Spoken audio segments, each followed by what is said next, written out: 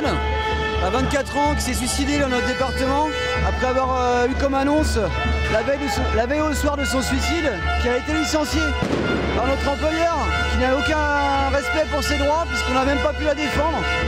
Et les premiers mots de sa mère seront que de notre employeur, elle n'a eu aucune lettre de condoléances, et que même les plus grands criminels ont droit à une défense, ce qu'on n'a pas pu faire.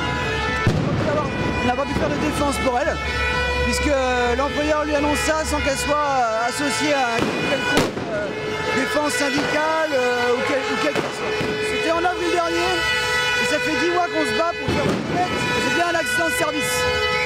Puisque c'est un accident de service, et même l'inspection du travail le signifie à l'employeur qui s'obstine à refuser de le reconnaître.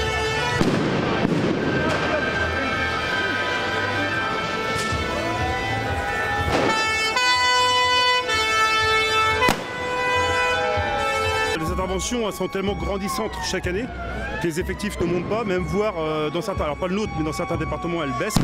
Ce qui fait qu'effectivement ça devient compliqué. Vous voyez, il y a eu un protocole suivant une loi qu'a fait le SDIS, comme quand on passait de -3 la nuit.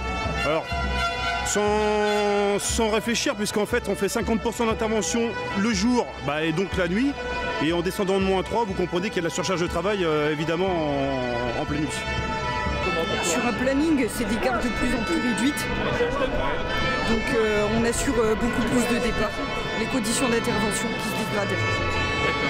Donc c'est difficile à gérer pour nous. Donc aujourd'hui aussi, nous nous sommes rassemblés aussi, c'est par rapport à la réforme de la filière qui en 2012 a été pendue par des politiques qui n'ont du mal à comprendre un petit peu ce que c'est que le déroulement de carrière au niveau sapeur-pompier. Et aujourd'hui, comme on se retrouve avec des personnes qui ont le grade de sergent-chef, qui montrent aujourd'hui dans les fourgons, et aujourd'hui au 1er janvier 2020 ne pourront plus employer ce poste. Donc ces agents-là, on ne sait pas exactement ce qu'ils deviendront. Donc aujourd'hui on est là aussi pour en parler, et on défend aussi tout ce qui est fonction publique, que ce soit la fonction publique territoriale, hospitalière, parce qu'on se rend compte aujourd'hui qu'il y a de plus en plus d'austérité.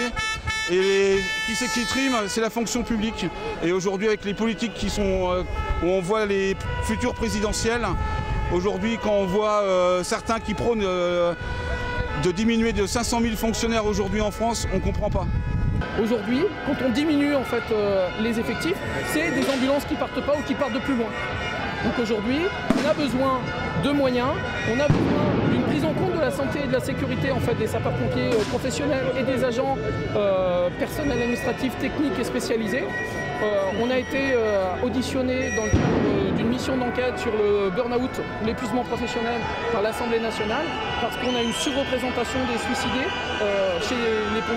des sapeurs-pompiers chez les suicidés. Aujourd'hui, le ministre de l'Intérieur, nous on estime que c'est entre 50 et 80 suicides par an pour une population en fait, de 250 000 personnes.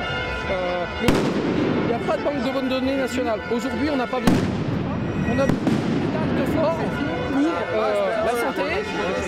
la santé, ça va aussi en fait la prise en compte de l'intensification du travail, la diminution des moyens humains en fait d'aujourd'hui. Ok, super, merci. Vous êtes combien là, vous pensez? Entre 4 000 et 4 000, soit plus de 10% des effectifs de l'ensemble de la France, en sachant qu'il y a une partie qui sont désignés en fait, ou réquisitionnés pour assurer les services en fait, sur l'ensemble du territoire.